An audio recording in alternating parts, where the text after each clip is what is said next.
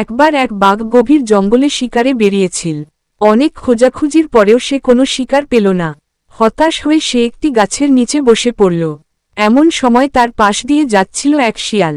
শিয়ালটি বাঘকে মনমরা হয়ে বসে থাকতে দেখে জিজ্ঞেস করল, কি গো বাঘ মামা, আজ বুঝি শিকার জোটেনি?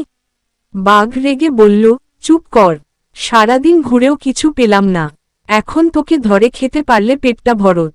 শিয়ালটি খুব চালাক ছিল, সে ভয় না পেয়ে বলল, আহা, এ তো কোনো ব্যাপারই না। আমি আপনাকে এমন একটা জায়গার সন্ধান দিতে পারি যেখানে এত বেশি শিকার আছে যে আপনার 7 দিনের খাবার একবেলাতেই হয়ে যাবে। বাঘ শিয়ালের কথায় প্রলুব্ধ হল। সে বলল, কোথায় সেই জায়গা? আমাকে এক্ষুনি নিয়ে চল।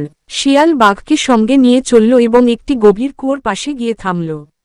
সে বাঘকে বলল, ওই দেখুন, কুয়োর ভেতরে কত শিকার, ওরা ভয়ে নড়াচড়াও করছে না, আপনার কেবল ওদের ধরে খেতে দেরি।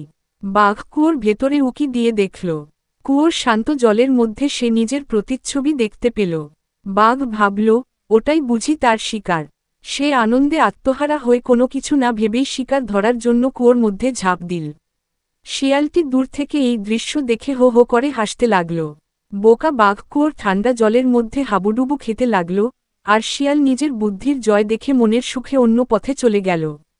এই গল্পের নৈতিক শিক্ষা হল, শক্তি নয়, বুদ্ধিই আসল শক্তি।